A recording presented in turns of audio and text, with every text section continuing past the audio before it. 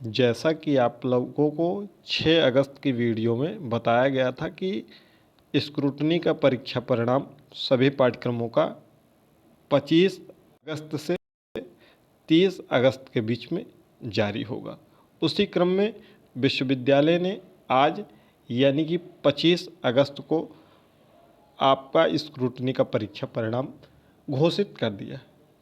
आपने 6 अगस्त की वीडियो देखी थी या नहीं देखी थी, एक बार कमेंट के माध्यम से हमें ज़रूर बताइएगा, ताकि आपको पता चल सके कि प्रयागराज एजुकेशन यूट्यूब चैनल एक अथेंटिक यूट्यूब चैनल है जो कि आपको इस विश्वविद्यालय से संबंधित और टीचिंग जॉब्स के संबंध में आपको एग्जैक्ट जानकारी देती है, ताकि आपको परेशान ना होना पड़े। टेलीग्राम चैनल जिसका लिंक डिस्क्रिप्शन बॉक्स में है, उससे जुड़ जाइएगा। वहाँ पर यह पीडीएफ आपको अवेलेबल हो जाएगा। इस पीडीएफ में किन लोगों के परीक्षा परिणाम जारी हुए हैं, कितने लोगों के परीक्षा अंक बढ़े हैं, कैसे आप जान पाएंगे कि हमारे अंक बढ़े हैं, इन सब के बारे में पूरा डिटेल से जानकारी देंगे। तो चलिए वीडियो को शुरू करते हैं। लिंक आपको डिस्क्रिप्शन बॉक्स में मिल जाएगा टेलीग्राम चैनल का, जहां पर वर्तमान समय में 8000 से अधिक सब्सक्राइबर्स जुड़े हुए हैं। आप वहां ज़रूर जुड़ जाइएगा ताकि आपको जानकारी मिल सके। चलिए इसको पढ़ लेते हैं। एतत् द्वारा माननीय कुलपति महोदय के अनुमोदनोपरांत वार्षिक एवं सम सेमेस्टर परीक्षा सत्र 2024-25 के पाठ्यक्रमों को उत्तर पुस्तिकाओं के संरीक्षा स्क्रूटनी को हिंदी में कहते हैं कि परिणाम घोषित किए जा रहे हैं। संबंधित परीक्षार्थियों के संरीक्षा परिणाम विश्वविद्यालय की वेबसाइट पर उपलब्ध है। अतः वार्षिक एवं सम सेमेस्टर परीक्षा 2024-25 के पाठ्यक्रमों की उत्तर पुस्तिकाओं के संरीक्षा यानी कि स्क्रूटनी है, तो ऑनलाइन आवेदन करने वाले संबंधित परीक्षार्थियों को सूचित किया जाता है कि वे अपना संरीक्षा परिणाम विश्वविद्यालय की वेबसाइट से ज़रूर डाउनलोड कर सकते हैं। ये पीडीएफ के रूप में आप डाउनलोड कर लेंगे, ठीक है। और कोई जानकारी चाहिएगा तो कमेंट बॉक्स में बताइएगा। ये देखिए क्रम वाइज आपका यहाँ पर रोल नंबर लिखा होगा, यहाँ पर आपके सब्जेक्ट का नाम लिखा होगा यानी कि कोर्स का नाम लिखा होगा, यहाँ पर आपका कैच नंबर होगा, यहाँ पर बार कोड आपके उत्तर पुस्तिका बार कोड नंबर होगा, यहाँ पर आपके मार्क्स होंगे, कितने मार्क्स आपको पहले मिले थे, फिर स्क्रूटनी के बाद आपके कितने अंक हो गए। आपके अगर अंक में कोई बदलाव नहीं होगा तो नो चेंज लिख कर आएगा। अगर आपके अंक में बदलाव होंगे तो आपको इस तरीके से बदलाव देखने को मिलेगा। जैसे कि इनका देखिए 4 अंक था इस प्रश्न पत्र में, अब उनका बदलाव के बाद 45 अंक हो गया है। तो चलिए एक एक करके डिटेल में पूरा जान लेते हैं।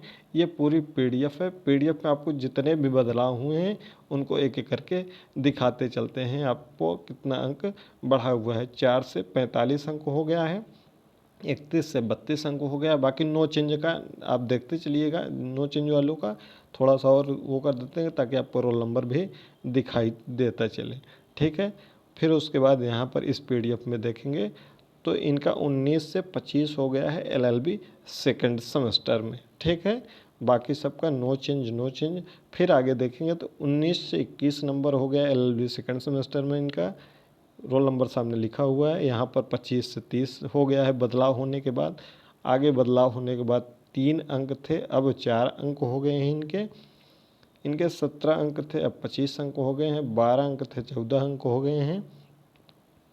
इसके बाद और धीरे धीरे स्क्रॉल करते हैं, नीचे की तरफ जाते हैं और पेज में देखते हैं, क्योंकि ये 30 पेज में लगभग ये पीडीएफ अभी है। 8 अंक था, 12 अंक हो गया इनके। 4 अंक थे इनके, इस समय अब 5 अंक हो गए हैं। फिर आगे की तरफ बढ़ेंगे तो 34 अंक थे, अब 38 अंक हो गए हैं। इसके बाद आगे बढ़ेंगे तो 8 अंक थे, अब इनके 10 अंक हो गए हैं। और थोड़ा सा आगे की तरफ बढ़ेंगे तो इसमें भी नो चेंज की संख्या सबसे अधिक है, ठीक है। फिर आगे बढ़ेंगे तो 5 अंक थे, इनके 7 अंक हो गए हैं। बीएससी एग्रीकल्चर का है सेकंड सेमेस्टर में, ठीक है।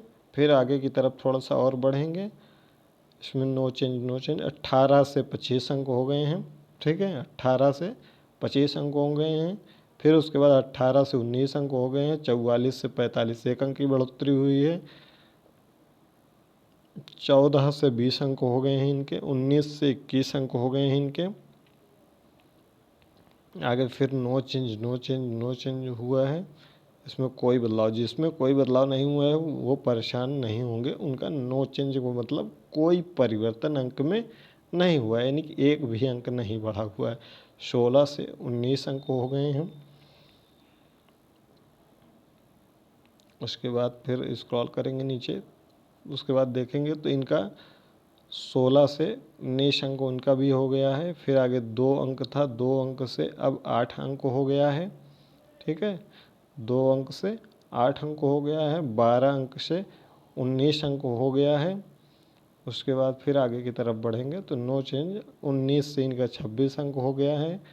फिर आगे की तरफ बढ़ेंगे तो 20 अंक से 21 अंक हो गए हैं। इसके बाद बढ़ेंगे तो 13 अंक से 16 अंक हो गए हैं। फिर आगे की तरफ थोड़ा सा बढ़ेंगे तो 15 से 22 अंक हो गए हैं। आगे की तरफ और बढ़ेंगे 6 अंक से 14 अंक हो गए हैं। ये है BSc 6 सेमेस्टर का। ठीक है, 6 अंक से 7 अंक हो गए हैं, BSc 6 सेमेस्टर का है। 16 से 18 अंक हो गए हैं। और आगे की तरफ बढ़ेंगे तो नो चेंज।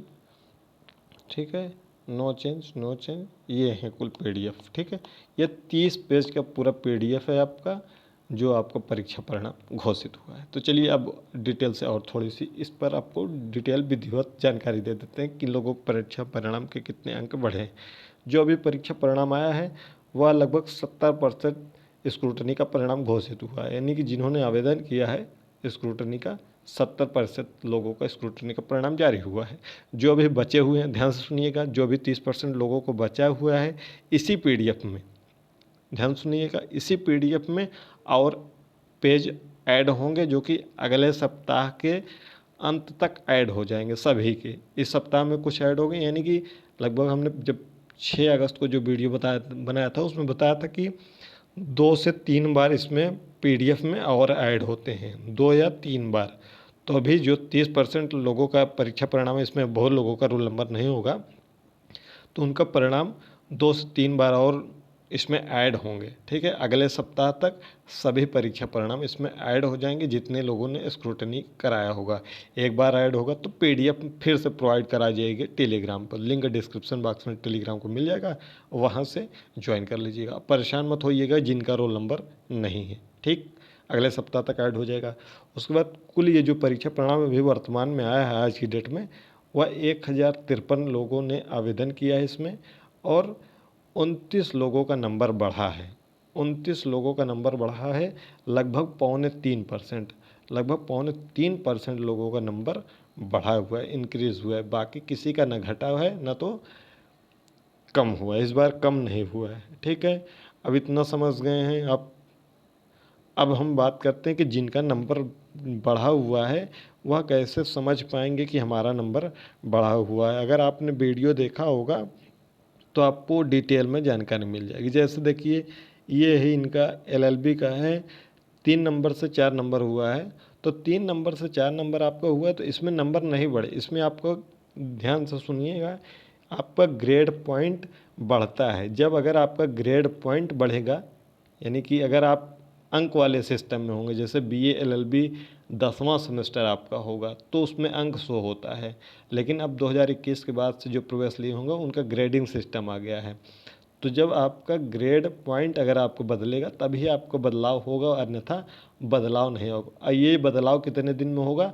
ये बदलाव जहाँ से आप परीक्षा परिणाम चेक किए हैं वहीं से लगभग 3 से 4 दिन में। कब? 3 से 4 दिन में फिर से जब चेक करेंगे तो आपको वहाँ पर बदलाव हो जाएगा। ठीक है, 3 से 4 दिन में जहाँ परीक्षा परिणाम आपका शुरू में आया था वहीं पर चेक करेंगे, PDF में नहीं, जहाँ लिंक से चेक किए 2024-25 का वहाँ चेक करेंगे, वहीं पर बदलाव हो जाएगा। और ये बदलाव जिनका जैसे F है, जिनका ग्रेड में F दिया हुआ है, F किसी कोर्स में पास होने के लिए 33 अंक की आवश्यकता होती है, किसी कोर्स में पास होने के लिए 35 अंक की आवश्यकता होती है, किसी कोर्स में पास होने के लिए 40 अंक की आवश्यकता होती है। इसका डिटेल में अलग अलग बताया गया है किस कोर्स में कितना हुआ है। तो आपका अगर मान लीजिए 3 से 4 अंक है और कॉलेज में कॉलेज से आपको 25 में से 22 अंक दिया गया था, अब 3 अंक पहले था तो अब पहले 25 था, अब 26 हो गया है। ठीक है, तो इसमें आपका ग्रेड बढ़ेगा, बता दीजिए आप ही। इसमें भी ग्रेड नहीं बढ़ेगा, क्योंकि एफ का मतलब है 0 से 32, या अन्य कोई पाठ्यक्रम होगा तो 0 से 34, जो भी पाठ्यक्रम हो। ठीक है, तो 0 चाहे आप पाएँ चाहे 34 पाएँ, आपका एफ ही शो होगा। अब देखिए, इनके पीडीएफ में बढ़ सकता है, इनके मार्क्स पॉइंट बढ़ सकता है, कारण जैसे इन्होंने 34 अंक प्राप्त किया है, अब कितना उनको इंटरनल मार्क्स मिला है वह कॉलेज से पता कर लीजिएगा, वो आपको पता नहीं हो पाएगा। हम उदाहरण के तौर पर मान लेते हैं इनका 34 नंबर ये है, ठीक है, और कॉलेज से इनको मिला था, कितना मिला था कॉलेज से, मान लेते हैं 23 अंक। ठीक है, तो इनका कितना हो जाएगा, 4 3 7 3 2 5, तो इनका 57 अंक मिला था। तो 57 अंक में कौन सा ग्रेड पॉइंट होगा, इसमें इनको बी प्लस मिला होगा। ठीक है, हम उदाहरण ये वाला चीज़ें नहीं पता कर हैं हमको, मान लेते हैं हम 23 अंक मिला है। ठीक, और अगर अब इनका 38 अंक मिल गया 34 से, और ये 23 से ये रहेगा, ये तो बदलाव होगा नहीं क्योंकि इंटरनल अंक। तो अब इनका कितना हो गया, 8 3 11 3 2 5 और 6 61 हो गया। अब इनका क्या हो जाएगा, अब इनका हो जाएगा इसमें बी प्लस, और यहाँ पर ये बी ही था, इसमें बी है, बी प्लस नहीं है। तो इनका एक 57 से 61 हो जाएगा, यानी कि ग्रेड पॉइंट में बदलाव होगा। जब आपका ग्रेड 61 से 70 के बीच में बी प्लस है, ठीक है, तो ही बदलाव होगा। अब यहीं पर उदाहरण के तौर पे इसको हम बदल भी देते हैं। अगर मान लीजिए 34 अंक था और इनको मान लीजिए कि 22 अंक मिला है, ठीक है, तो इनका 56 ही अंक हुआ। ठीक, और अगर इनका 4 अंक जब बढ़ता है तो 38 प्लस 22 तो कितना हो जाएगा, 60 हो जाएगा। तो 56 और चाहे 60 दोनों रहेगा तो आपका क्या माना जाएगा, बी ही माना जाएगा ना। तो आपको तो यानी कि आपको परीक्षा परिणाम नहीं बदलेगा, ये आप समझ लीजिएगा। ग्रेड पॉइंट जब तक आप समझेंगे नहीं तब तक आपको समझ में नहीं आएगा। ठीक, इसके अलावा कोई डाउट होगा तो कमेंट बॉक्स में कमेंट करिएगा।